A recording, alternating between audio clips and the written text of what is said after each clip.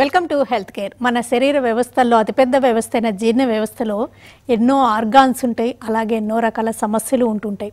అయితే నవ్వేడేస్ సర్జరీలు కానీ ఆ సమస్యలకి ట్రీట్మెంట్స్లో ఎన్నో ఆధునికతలు కూడా చోటు చేసుకున్నాయి. ఇంతకుముందు ఓపెన్ సర్జరీస్ చేసేవాళ్ళు, తర్వాత ల్యాప్రోస్కోపిక్, నవ్వేడేస్ రోబోటిక్ సర్జరీస్ ఎక్కువగా చేయగలుగుతున్నారు. అసలు జీర్ణ వ్యవస్థకు సంబంధించి ఏ ఏ సమస్యలు ఎక్కువగా ఉత్పన్నమవుతూ ఉంటాయి, వాటి లక్షణాలు ఎలా ఉంటాయి, మరి సర్జరీలో వచ్చిన లేటెస్ట్ డెవలప్మెంట్స్లో రోబోటిక్ సర్జరీ వల్ల ఎలాంటి అదనపు ప్రయోజనాలు ఉంటాయి, ఎవరికి ఈ సర్జరీలు చేస్తుంటారు, ఈ సర్జరీలు చేసే టెక్నిక్స్ ఏంటి, అసలు ఈ వివరాలన్నీ అందించడానికి Somajiguda Yashoda hospitals senior surgical gastroenterologist and bariatric surgeon doctor Kona Lakshmi Kumar గారు మనతో ఉన్నారు. ఆమెను అడిగి మరిన్ని విషయాలు తెలుసుకుందాం. నమస్తే ma'am, welcome to the show. జీర్ణ వ్యవస్థకు సంబంధించిన సమస్యలంటే మరి ఎంతో పెద్ద వ్యవస్థ కదండి. అన్న ఆర్గాన్స్లో ఎక్కువగా ఏ సమస్యలు చూస్తూ ఉంటారు? మెయిన్లీ మనకి అబ్డామిన్లో వాల్ నుంచి, అంటే ముందు కండరాల నుంచి లోపట్లో ఏ అవయవాలైనా మనకి జబ్బులు రావచ్చు. కండరాల్లో మనకి ముఖ్యంగా మనం కండరాల వీక్నెస్ వల్ల హర్నియాస్ చూస్తాం.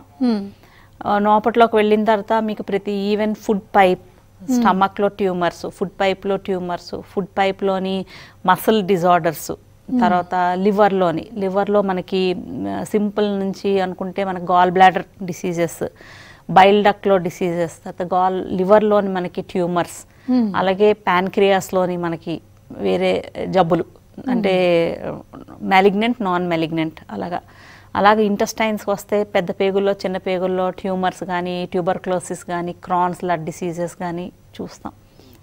అలాగే మనకి పొట్టలో ఉన్న ఇంకొక ఆర్గన్ కిడ్నీస్లో కూడా మనకి ట్యూమర్స్ కానీ, సిస్ట్స్ కానీ కనిపిస్తుంటాయి. ఇంకా ఫిమేల్ ఆర్గన్స్ మనకి యూట్రస్, ఓవరీస్, వీటిలో కూడా మనకి వెరైటీస్ ఆఫ్ జబ్బులు వస్తుంటాయి. చాలా వరకు ఈ అన్ని జబ్బులకి సర్జరీయే ట్రీట్మెంట్ ఉంటుంది. మెడిసిన్ అనేది చాలా తక్కువ ఉంటుంది. మన మెజారిటీ ఆఫ్ డిసీజెస్కి ఏదో ఒక రకంగా సర్జరీ ఉంటుంది. అది ట్యూమర్స్ ఉంటే, క్యాన్సర్స్ ఉంటే ఖచ్చితంగా మేజర్ సర్జరీ అవసరం పడుతుంది. అంటే మీరు ఒక senior surgical gastroenterologist and bariatric surgeon, మీరు చేసే సర్జరీల్లో ఎక్కువ సర్జరీలు అవసరమయ్యే సమస్యలు ఏవి ఎలాంటిగా గమనిస్తున్నారు? ఒకటి అబ్డామినల్ వాల్లోని హర్నియాస్ చూస్తాం. నెక్స్ట్ ఇంకొకటి మనకి ఒక అంటే డిసీజ్ కేటగిరీలో ఉండేది, ఇప్పుడు కొత్త డిసీజ్ అవుతుంది ఒబేసిటీ కూడా ఇంటెస్టైన్స్తో సంబంధించిన డిసీజే. తర్వాత మనకి గాల్ బ్లాడర్లోనే ఎక్కువ స్టోన్స్, దాంతో వచ్చే ఇన్ఫెక్షన్స్ అవి, తర్వాత ప్యాన్క్రియాస్లో వచ్చే చాలా డిసీజెస్, ప్యాన్క్రియాస్లో నీళ్ళు చేరడం, సూడోసిస్ అంటాం, ప్యాన్క్రియాస్లో ట్యూమర్స్ రావడం చూస్తాం. అలాగే స్టమక్లోని మనకి ట్యూమర్స్ రావచ్చు, అవి క్యాన్సర్వి కావచ్చు, నాన్ క్యాన్సరస్ కావచ్చు. కొన్నిసార్లు ఇప్పుడు అల్సర్కి మెడికల్ ట్రీట్మెంట్ ఉన్నా కొన్నిసార్లు అల్సర్ వల్ల వచ్చే ప్రాబ్లమ్స్ ఉంటాయి, వాటికి కూడా సర్జికల్ ట్రీట్మెంట్ అవసరం పడవచ్చు. సో ఇంటెస్టైన్స్లో మనకి చెప్పినట్టుగా ట్యూమర్స్ కానీ, స్ట్రిక్చర్స్ కానీ, లేకపోతే ఐబిడి అంటాం, ఇన్ఫ్లమేటరీ బౌల్ డిసార్డర్స్, దానివల్ల కొన్నిసార్లు పేగు బాగా దెబ్బతిని దానికి రిమూవ్ చేయడం అవసరం ఉంటుంది. లార్జ్ ఇంటెస్టైన్లో మనం చాలా వరకు ట్యూమర్స్ చూస్తాం. ఫిమేల్ ఆర్గన్స్లోని మనకి యూట్రస్లోని ఫైబ్రాయిడ్స్ రావచ్చు, యూట్రైన్ క్యాన్సర్స్ రావచ్చు, ఓవేరియన్ క్యాన్సర్స్ రావచ్చు, ఓవరీస్లో సింపుల్ సిస్, డర్మాయిడ్ సిస్ రావచ్చు, అలాగే మనకి ఎండోమెట్రియోటిక్ సిస్. సో ఇవన్నీ మనకి కామన్ సర్జికల్ గ్యాస్ట్రోఇంటెస్టైనల్ సర్జికల్ ప్రాక్టీస్లో ఇవన్నీ కనిపిస్తాయి. అంటే ఇవి కూడా మీరు డీల్ చేస్తుంటారా? అంటే ఒక బ్యాడ్ యూట్రైన్ జబ్బు ఉందనుకోండి, దాంట్లోని మనకి ఇంటెస్టైన్స్ వెళ్ళి వాటికి అతుక్కుంటాయి. సో అలాంటప్పుడు గైనకాలజిస్ట్తో పాటు మనకి వాళ్ళకి హెల్ప్ చేయాలి, మీరు కూడా ఇన్వాల్వ్ అవ్వాలి. ఆ పేగులు ఆ యూట్రస్కి అతుక్కున్న, ఆ ఎండోమెట్రియోసిస్కి అతుక్కున్న వాటికి మనం సెపరేట్ చేసిన తర్వాతే వాళ్ళు సర్జరీ చేయాలి. కొన్నిసార్లు కొన్ని సర్జరీస్ కొంచెం కాంప్లెక్స్ ఉంటాయి, అప్పుడు వాళ్ళకి అంత స్కిల్ సెట్ లేకపోతే ఆ సర్జరీ కూడా మనకి చేయడం అవసరం పడుతుంది. ఒక టీం వర్క్గా చేయాలి.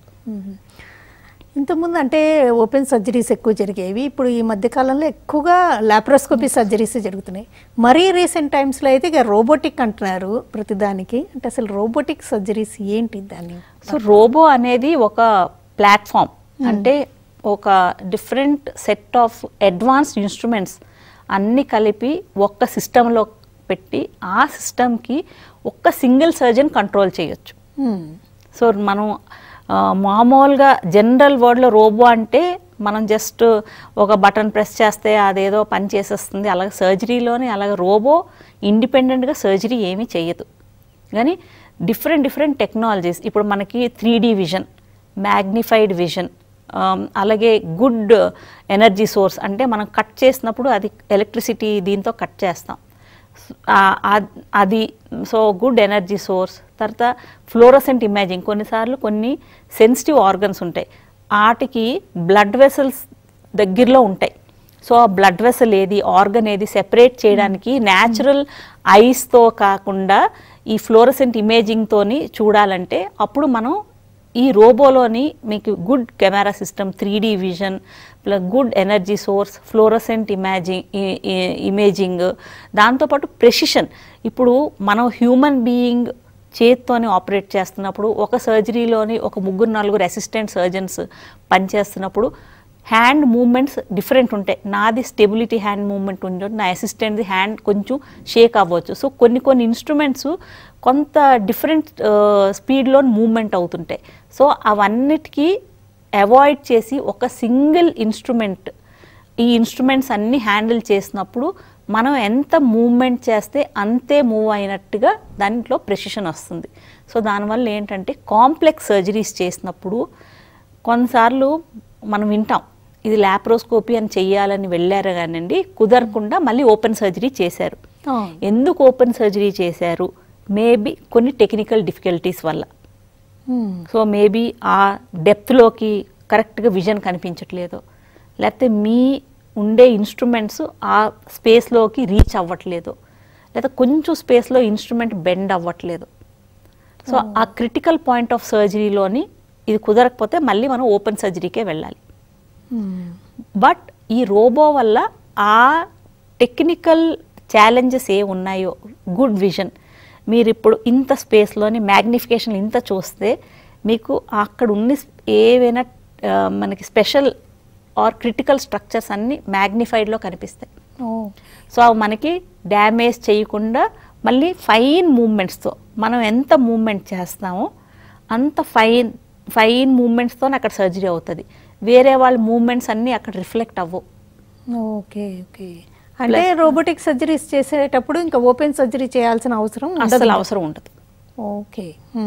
ప్లస్ మనకి మ్యాగ్నిఫైడ్ విజన్లో బ్లడ్ వెసల్స్ అన్నీ కనిపిస్తున్నాయి కాబట్టి మనకి బ్లడ్ వెసల్ కట్ అయ్యి బ్లీడ్ అయ్యి మళ్ళీ బ్లడ్ ట్రాన్స్ఫ్యూషన్ ఇచ్చే అవకాశం కూడా చాలా వరకు తగ్గిపోతుంది. ఓకే. బ్లడ్ ఎక్కించాల్సిన పరిస్థితులు కూడా మేజర్ సర్జరీస్కి మనం యూజువల్లీ బ్లడ్ రిజర్వ్ పెట్టుకుంటాం, ఎందుకంటే ఈ కట్ చేస్తున్నప్పుడు ఏమైనా బ్లీడింగ్ అవుతే దాన్ని బ్లడ్ రిప్లేస్ చేయాలి. బట్ మనకు మ్యాగ్నిఫికేషన్లో కనిపించినప్పుడు ఈ బ్లడ్ వెసల్స్ అన్నీ అవాయిడ్ చేసుకొని మనం సర్జరీ చేసినప్పుడు బ్లడ్ లాస్ అనేది మినిమల్ ఆర్ లీస్ట్ ఉంటుంది. సో అలాంటప్పుడు మనకి బ్లడ్ ఇచ్చే అవసరం పడదు. ప్లస్ మనం మేజర్ సర్జరీ మినిమల్ ఇన్వేజివ్ పద్ధతిలో చేస్తే ఆ వ్యక్తి రికవరీ చాలా క్విక్ ఉంటుంది. సో వాళ్ళకి అనిపించదు నేను ఇంత మేజర్ సర్జరీ చేసుకున్నాను అని ఫీలింగ్ రాదు, మామూలుగా రికవర్ అవుతుంది. ఇంకా ప్లస్ వాళ్ళు రెగ్యులర్ యాక్టివిటీకి వెళ్ళొచ్చు. అదే మన ట్యూమర్ సర్జరీలో, క్యాన్సర్ సర్జరీలోని ఆ వూండ్ హీల్ అవుతే కానీ వాళ్ళు నెక్స్ట్ స్టెప్ కీమో కానీ రేడియేషన్ కానీ డిలే అవుతుంది. బట్ మినిమల్ యాక్సెస్ కానీ రోబోటిక్లో కానీ చేస్తే ఈ చిన్న వూండ్స్ క్విక్గా హీల్ అయిపోతాయి. సో వాళ్ళు నెక్స్ట్ స్టెప్ ఆఫ్ ట్రీట్మెంట్కి క్విక్గా వెళ్ళొచ్చు. అంటే మీరు ఇందాక చెప్పారు కొన్ని సర్జరీస్ అంటే ఒక టీమ్ వర్క్ లాగా ఒక గైనకాలజిస్ట్ మీ లాంటి గ్యాస్ట్రోఎంటరాలజిస్ట్ చేయాల్సి ఉంటుంది. అలాంటి టీం వర్క్ కూడా అవసరం లేకుండా రోబో సహాయంతో ఒక సర్జరీ టీం వర్క్ కావాలి, ఎందుకంటే అల్టిమేట్లీ సర్జరీ చేసేది సర్జనే. సో అలాంటి సర్జరీస్ ఉన్నప్పుడు వాళ్ళు ఉంటారు, వాళ్ళ పార్ట్ వాళ్ళు చేస్తారు, మనం పార్ట్. బట్ మనం చేస్తున్నప్పుడు వాళ్ళు చెప్పొచ్చు ఈ పర్టికులర్ ఆర్గన్ దగ్గర ఇలా చెయ్యండి, వాళ్ళు చేయలేకపోవచ్చు బట్ వాళ్ళు మనకి చెప్పొచ్చు. వాళ్ళు సర్జరీ చేస్తున్నాం, మనం కూడా వాళ్ళకి ఆ రోబో మీద మనం చేయొచ్చు. ఇక్కడ గీత గీసి మీరు ఇక్కడ ఈ ఏరియాలో కట్ చేయండి, ఇటువైపుకి వెళ్ళకండి. అది మనం మినిమల్ యాక్సెస్ సర్జరీలోనే అవకాశం లేదు. బట్ రోబోలోని ఏంటంటే వాళ్ళు చూస్తున్న విజన్ సిస్టంలోకి మనం బయట నుంచి డైరెక్ట్ చేయొచ్చు. ఒక పాయింటర్ పెట్టుకొని మీరు ఇక్కడ కట్ చేయండి అంటే వాళ్ళకి అక్కడ కనిపిస్తుంటుంది. సర్జరీ చేస్తున్న ఏరియాలో ఇలా లైన్ వస్తుంది, ఈ పార్ట్లో కట్ చేయండి, ఇటువైపు వెళ్ళకండి, ఇక్కడ ఇంపార్టెంట్ స్ట్రక్చర్స్ ఉన్నాయి. సో అలా గైడ్ చేయొచ్చు. కాకపోతే చాలామంది అంటే కొంతవరకు కాస్ట్ ఎఫెక్టివ్గా ఆలోచించే వాళ్ళు ఓపెన్ సర్జరీ అన్నప్పుడు లాప్రోస్కోపీ సర్జరీ అయితే ఇంకా కాస్ట్లీ కదా, లాప్రోస్కోపీ సర్జరీతో కంపేర్ చేసి రోబోటిక్ అంటే ఇంకా కొంచెం కాస్ట్లీ కదా అని ఆలోచిస్తుంటారు. బట్ డెఫినెట్లీ ఏదైనా టెక్నాలజీ వచ్చిందంటే అది మన బెనిఫిట్కే. మనం ఒక టైంలోని అన్నిటి దగ్గరికి నడుచుకొని వెళ్ళేది, ఇవన్నీ వెళ్ళేది. ఇప్పుడు వెహికల్ వచ్చిందంటే మనం చాలా ఎక్కువ వర్క్ తక్కువ టైంలో, ఒక రోజులో చాలా వర్క్ చేయొచ్చు. లేకపోతే ఒక ట్రావెల్ టైమే ఎంత ఉండేది. అలాగే వేరియస్ గ్యాడ్జెట్స్ వచ్చినప్పుడు కొంచెం కాస్ట్లీ ఉంటాయి, బట్ అవి మనం యూస్ చేసినప్పుడు ఆ బెనిఫిట్ వల్ల మనకి ఎంత టైం సేవ్ అవుతుందో, ఎంత క్వాలిటీ ఆఫ్ వర్క్ ఇంప్రూవ్ అవుతుందో. సో దానివల్ల మనకి ఈ cost and benefit ratio equalise అయిపోతుంది. ఇప్పుడు ఒక మేజర్ సర్జరీలోని అదే వ్యక్తికి మినిమల్ యాక్సెస్ సర్జరీ కుదరకుండా ఓపెన్ సర్జరీ చేసామనుకోండి, 2 రోజుల్లో ఇంట్లో డిశ్చార్జ్ అయ్యే వ్యక్తి వారం రోజులు హాస్పిటల్లో ఉంటారు. అప్పుడు ఆటోమేటిక్గా మీకు కాస్ట్ పెరుగుతుంది. మీ ఆఫీస్ టైం, మీ వర్క్ టైం తగ్గుతుంది. అంటే అండ్ మీ లీవే కాదు, మీతో ఉన్నవాళ్ళ లీవ్ కూడా. సో అందరిది ఒక ప్లానింగ్ అంతా పోతుంది. బట్ అదే మనం ఆ సేమ్ డిఫికల్ట్ సర్జరీ మీకు మళ్ళీ ఆ సేమ్ మినిమల్ యాక్సెస్లోనే అయిపోతే మీ recovery fast, back to return back to work అనేది కూడా క్విక్ అయినప్పుడు మీకు ఆ బెనిఫిట్ ఇక్కడ ఈ ఖర్చుకి మ్యాచ్ అయిపోతుంది. డెఫినెట్గా. అంటే ఖర్చే కాదు, ముందు అసలు ఫస్ట్ ఆఫ్ ఆల్ వాళ్ళు ఫేస్ చేసే మెంటల్ ట్రామా కానీ, ఆ పెయిన్ కానీ అసలే అదే డబ్బులతో కొలవలేం. ఏ టెక్నాలజీ వచ్చినా పేషెంట్ బెనిఫిట్ గురించే వస్తుంది. సో ఈ ఇయర్స్లో మినిమల్ యాక్సెస్ సర్జరీ అంటే లాప్రోస్కోపీలో సర్జరీలో ఏమేమి డిఫికల్టీస్ ఉన్నో, ఏ సర్జరీస్ ఒక లెవెల్ తర్వాత ఎందుకు ప్రోగ్రెస్ అవ్వట్లేదో ఆ డిఫికల్టీస్ అన్ని ఓవర్కమ్ చేయడానికి ఈ రోబోటిక్ టెక్నాలజీ తెచ్చారు. అంటే ఇప్పటిదాకా మనం డిస్కస్ చేసిన వేరియస్ గ్యాస్ట్రో ఇంటెస్టైనల్ ప్రాబ్లమ్స్లో ఎక్కువగా రోబోటిక్ సర్జరీస్ వేటికి చేస్తుంటారు? నా స్పెషాలిటీలో ఎక్కువగా కాంప్లెక్స్ హర్నియాస్కి చేస్తున్నాం. అంటే హర్నియా అనే జబ్బు కొన్నిసార్లు రికర్ అవుతుంది వేరియస్ రీజన్స్కి. సో రికరెంట్ హర్నియాస్ ఎక్కువసార్లు రికరెన్స్ అయినప్పుడు మీకు ఆ పర్టికులర్ మసిల్స్ బాగా డ్యామేజ్ అయిపోతాయి. సో మనం సైడ్ నుంచి హెల్దీ మజిల్స్కి మళ్ళీ ముందుకు తీసుకొచ్చి అప్పుడు వాటికి దగ్గరికి పెట్టి మళ్ళీ మెష్ వేయాలి. సో వాటన్నిటికీ మనకి మసిల్స్ మధ్యన మనకి బ్లడ్ వెసల్స్ కానీ నర్వ్స్ కానీ ఉంటాయి. అవన్నీ డ్యామేజ్ కాకుండా వాటి జాగ్రత్తగా మళ్ళీ మధ్యకి తీసుకొచ్చి డ్యామేజ్ టిష్యూ రిమూవ్ చేసి హెల్దీ టిష్యూ దగ్గర తీసుకొచ్చి మెష్ వేయడం. సో మనకి ఈ మ్యాగ్నిఫైడ్ విజను, ఈ ప్రెసిషన్ మూవ్మెంట్స్ వల్ల ఆ కాంప్లెక్స్ హర్నియాస్ అన్నీ ఇప్పుడు రోబోటిక్ ద్వారా చేస్తున్నాం. అలాగే బెరియాట్రిక్ సర్జరీలోని సూపర్ ఒబీస్ అంటే ఒక వ్యక్తి 50 BMI ఉన్నారనుకోండి, అంటే ఆ వ్యక్తి తన బాడీ వెయిట్ కంటే డబుల్ ఉన్నారు. సో డబుల్ ఉన్నప్పుడు అంత వెయిట్ మన హ్యాండ్ మీద తీసుకొని సర్జరీస్ చేసేవాళ్ళం. సో అది ఖచ్చితంగా డిఫికల్ట్ సర్జరీ. కానీ ఇప్పుడు రోబో రావడం వల్ల ఆ వెయిట్ అంతా రోబో భరిస్తుంది.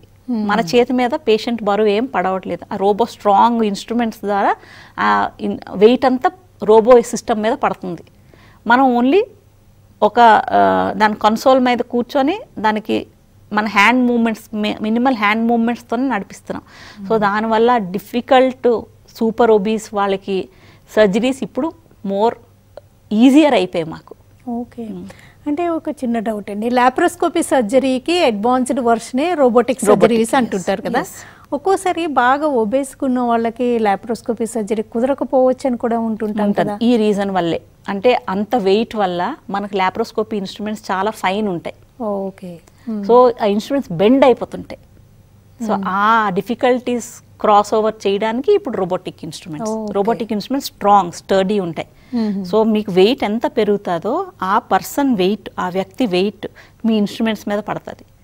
బట్ ఇన్స్ట్రుమెంట్స్ అంత వెయిట్ టాలరేట్ చేయడానికి వాటి కెపాసిటీ ఉండదు. సో అవి బెండ్ అవుతున్నప్పుడు కరెక్ట్ ఫంక్షన్ చెయ్యు. సో మీకు అప్పుడు సర్జరీ చాలా డిఫికల్ట్ అవుతుంది, కొన్నిసార్లు అబాండన్ కూడా అవుతుంది. ఓకే. సో అలాంటి సందర్భాల్లో మనకి రోబో చాలా హెల్ప్ఫుల్. ఓకే. బెరియాట్రిక్ సర్జరీస్ కూడా అయితే రోబోటిక్ పద్ధతిలోనే ఎక్కువగా చేస్తున్నారు. అంటే బెరియాట్రిక్ సర్జరీలో కూడా వేరియస్ టైప్స్ ఉన్నాయి కదా, వెయిట్ తగ్గించే సర్జరీ. అంటే అన్ని రకాలు రోబోటిక్ గా చేస్తున్నాం. ఓకే. ఈ సర్జరీ తర్వాత అంటే వాళ్ళకి కేర్ ఎలా ఉంటుంది అంటారు? నార్మల్ సేమ్ ముందు అయినా రోబోటిక్ ఏ సర్జరీ అయినా రెస్ట్ ఆఫ్ ద కేర్ సేమే ఉంటుంది. రోబో వల్ల మనకి సర్జరీ తర్వాత ఏమి డిఫరెన్స్ ఉండదు. సర్జరీ చేస్తున్నప్పుడే ఇది రోబో తాలూకా బెనిఫిట్ మనకి కనిపిస్తుంది. స్టే మాత్రం 2 days maximum. 2 to 3 days depending upon type of. ఇప్పుడు మేజర్ క్యాన్సర్ సర్జరీ అయిందనుకోండి, ఖచ్చితంగా 2-3 రోజులు ఉంటారు. అదే బెరియాట్రిక్ అయినా కూడా 3వ రోజు పంపించేస్తాం. హర్నియా అయితే నెక్స్ట్ రోజే పంపించేస్తున్నాం.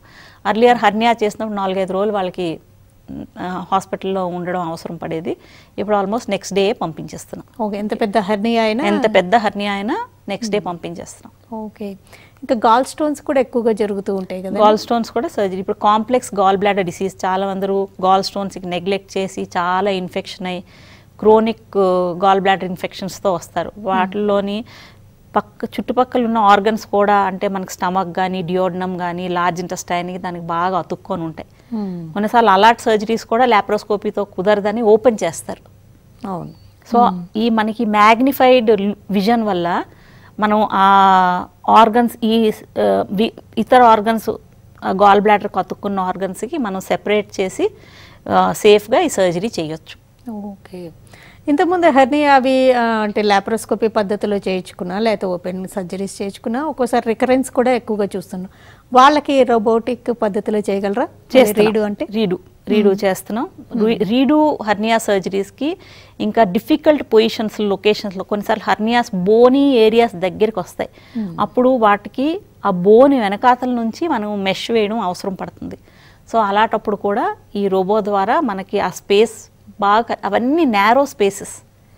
సో మనకి దాంట్లోకి ఏంటంటే విజన్ కరెక్ట్ లేకపోతే ఇటేపు యూరినరీ బ్లాడరు, అటేపు బిగ్ బ్లడ్ వెసల్స్, కాళ్ళకు వెళ్ళే రక్తనాళీలు అన్నీ ఉంటాయి. సో ఇటు అటు ఏ డ్యామేజ్ చేయకుండా అది చెయ్యాలి హర్నియా సర్జరీ. సో అప్పుడు మనకి మ్యాగ్నిఫైడ్ లుక్, మనకు మ్యాగ్నిఫైడ్ గ్లాస్లో చిన్న ప్రింట్ అని ఎంత బాగా చదవగలం. సో అలాగే మ్యాగ్నిఫైడ్తో గుడ్ కనిపించినప్పుడు మనం జాగ్రత్తగా సేఫ్గా వేరే వైటల్ ఆర్గన్స్కి ఏమి డ్యామేజ్ కాకుండా సర్జరీ చేయొచ్చు. ఎప్పుడైనా ఈ రోబోటిక్ సర్జరీస్ ఇలాంటి పరిస్థితుల్లో ఇలాంటి వాటికి కుదరదు అనే అలాంటివి ఉంటుంటాయి అకేషన్స్? లేదండి. రోబో తర్వాత సర్జన్ కూడా ట్రైన్ ఉండాలి. అంటే సర్జన్ కూడా ఈ కాంప్లెక్స్ సర్జరీస్ చేయడం ఎక్స్పీరియన్స్ ఉండాలి. అప్పుడు యూజువల్లీ, ఎందుకంటే ఇప్పుడు చాలా వరకు ఈవెన్ కిడ్నీ ట్రాన్స్ప్లాంట్స్ కూడా రోబోటిక్గా చేస్తున్నారు. ముందు కిడ్నీ ట్రాన్స్ప్లాంట్ అనేది ప్యూర్లీ ఓపెన్ సర్జరీ నుంచి డోనర్ నెఫ్రెక్టమీ, అంటే డోనర్ నుంచి కిడ్నీ తీయడం కానీ కిడ్నీ మళ్ళీ పెట్టడం కానీ ఇప్పుడు రోబోటిక్ విధానంగా అవుతుంది. అంటే అలా ట్రాన్స్ప్లాంట్ సర్జరీ ఒక 3 చిన్న హోల్స్తోని అవుతే ఆ వ్యక్తికి ఎంత కంఫర్టబుల్ చూడండి. ఓకే. కిడ్నీ ఎలా అమరుస్తారంటారు అంత చిన్న హోల్స్ నుంచి చిన్న కట్ పెట్టి కిడ్నీ లోపట్లోకి పెట్టి ఈ మ్యాగ్నిఫైడ్ విజన్ వల్ల మనం మళ్ళీ అన్ని జాయిన్ చేయొచ్చు. సో అలాగే మనకి ఇప్పుడు డోనర్ లివర్, అంటే ఎవరైనా వాళ్ళ సగం లివర్ వాళ్ళ ఫ్యామిలీకి ఎవరికైనా డొనేట్ చేస్తున్నప్పుడు పెద్ద కట్ వచ్చింది. సో అంటే ఆ డోనర్ చేసే వ్యక్తి హెల్దీ పర్సన్, బట్ మంచి పని చేసినప్పుడు కూడా ఒక పెద్ద కట్ వస్తుంది. అదే మీరు ఆ లివర్ చిన్న 3 హోల్స్తో తీస్తే సో ఎంత కంఫర్టబుల్, ఆ వ్యక్తికి ఆ సర్జికల్ పెయిన్ ఉండదు. సో మళ్ళీ వాళ్ళు త్వరలో వాళ్ళు అన్ని యాక్టివిటీస్లోకి వెళ్ళొచ్చు. అలాగే మీరు మేజర్ ఇంటెస్టైనల్ సర్జరీ ఏదైనా పెద్ద కట్తో చేస్తే మళ్ళీ ఆ వూండ్ ఇన్ఫెక్షన్స్, వూండ్ హీలింగ్, ఇవన్నీ ప్రాబ్లమ్స్. సో మీరు లార్జ్ ఇంటెస్టైన్ కానీ స్మాల్ ఇంటెస్టైన్లోని ఏదైనా ట్యూమర్ వచ్చినా అది మనం లోపట్లోనే రిసెక్ట్ చేసి జాయిన్ చేసి చిన్న కట్ నుంచే, సో ఆ ఇంటెస్టైన్ తీయడం కానీ ఆ లివర్ తీయడం కానీ తీయడానికి ఆర్గన్ తీయడానికి చిన్న కట్టే కావాలి. కానీ మన 4 చేతులు నాపులోకి వెళ్ళి సర్జరీ చేయాలంటే అంత పెద్ద కట్ చేయాలి. So that is the difference. ఇవన్నీ సర్జరీస్ సోమాజిగూడ యశోద హాస్పిటల్లో అవైలబుల్ అవుతున్నాయి, అన్నీ అవుతున్నాయి. ఓకే.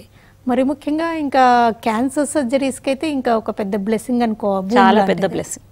అంటే వాళ్ళకి త్వరగా హీల్ అవుతారు. ప్లస్ వాళ్ళు ఆల్రెడీ చాలా సైకలాజికలీ డిప్రెస్డ్, మేజర్ డిసీజ్, దాంతో surgical stress. So surgical stress ఒకటి మనం తగ్గించగలం. జబ్బు మన చేతిలో లేదు, ఓకే. సో సర్జికల్ స్ట్రెస్ తగ్గిస్తే ఆ వ్యక్తికి ఇంత పెద్ద నాకు జబ్బు, ఇంకా దానికి ఇంత పెద్ద సర్జరీ అయ్యింది, ఆ మెంటల్ ఎగోనీ నుంచి ముందు బయట తీస్తే మిగిలినవన్నీ ఆటోమేటిక్గా సెట్ అవుతాయి. ఓకే. అంటే ఆల్మోస్ట్ ఒక అంటే ఒక డెలివరీ తప్పితే మిగతా సర్జరీస్ అన్ని రోబోటిక్ పద్ధతిలో చేయగలుగుతున్నారు అనుకోవచ్చు. యుట్రైన్ ఫైబ్రాయిడ్స్ ఒక్కోసారి చాలా పెద్దగా ఉన్నాయి అనుకోండి, అప్పుడు కూడా చేయగలుగుతారు? చేస్తాం. ఓకే. అలాంటప్పుడు కూడా మీ ఇన్వాల్వ్మెంట్ ఉంటుంది, ఫైబ్రాయిడ్ పెద్దగా ఉంటుంది. ఓకే. ఎండోమెట్రియాసిస్ కానీ, యూట్రైన్ క్యాన్సర్స్ కానీ, వీటన్నిటికి కూడా రోబోటిక్ విధానం చాలా హెల్ప్ఫుల్. ఓకే. అల్సర్స్ అన్నారు, అల్సర్స్ కి అంటే నవడేస్ ఎక్కువగా మెడికల్ మేనేజ్మెంట్ ఉంది కదండి, సర్జరీ ఎప్పుడైతే అల్సర్ కాంప్లికేషన్స్ వస్తాయో కొన్ని అందరూ మెడిసిన్స్ కి రెసిస్టెంట్ అయిపోతారు లాంగ్ టర్మ్ యూస్ చేసి, లేకపోతే ఇర్రెగ్యులర్ యూసేజ్ వల్ల కూడా ఆ అల్సర్ కొన్నిసార్లు మరి మెడికల్ ట్రీట్మెంట్కి రెస్పాండ్ కాదు. అలాంటప్పుడు ఈ సర్జరీ అవసరం పడుతుంది. ఓకే. ఓకేనండి డాక్టర్ లక్ష్మీ కుమార్ గారు, థ్యాంక్స్ అలాట్ అండి. Thank you. డాక్టర్ గారు చాలా ఇంపార్టెంట్ పాయింట్ తెలియజేశారు. లాప్రోస్కోపీ సర్జరీల్లో కొన్ని చెయ్యలేని సందర్భాలు ఉన్నప్పుడు నవేడేస్ గ్యాస్ట్రో ఇంటెస్టైనల్ ప్రాబ్లమ్స్లో కానీ, స్త్రీలలో అనేక రకాల గైనిక్ సర్జరీస్లో సర్జికల్ గ్యాస్ట్రోఎంట్రాలజిస్ట్తో కలిసి టీం వర్క్గా చేసే అనేక రకాల సర్జరీలకి నవేడేస్ రోబోటిక్ సర్జరీ అనేది లేటెస్ట్ పద్ధతిలో మ్యాగ్నిఫైయింగ్ వ్యూ తోటి, బ్లడ్ లాస్ తక్కువగా ఉండేటట్టు, చిన్న చిన్న పోర్ట్స్ తోటి, అంటే చిన్న చిన్న కోతలతోటి వాళ్ళు త్వరగా రికవర్ అయ్యేటట్టు, అంటే ఇంకా అసలు ఒక విధంగా చెప్పాలంటే కాస్ట్ ఎఫెక్టివ్గా ఈ సర్జరీ చేయడం వల్ల అనేక రకాల సమస్యలకు చాలా తేలిగ్గా విముక్తులు అవడమే కాకుండా, మరీ ముఖ్యంగా క్యాన్సర్ లాంటి సందర్భాల్లో వాళ్ళ వూండ్ త్వరగా హీల్ అయ్యి తర్వాత ఫాలో అప్ ట్రీట్మెంట్స్ కూడా త్వరగా వాళ్ళు తీసుకొని త్వరగా రికవర్ అయ్యేటట్టు చేయగలుగుతున్నారని Yashoda hospitals, Somajiguda Yashoda hospitals senior surgical gastroenterologist doctor Kona Lakshmi Kumar గారు తెలియజేశారు. ఇది వాళ్ళ హెల్త్ కేర్. నమస్తే.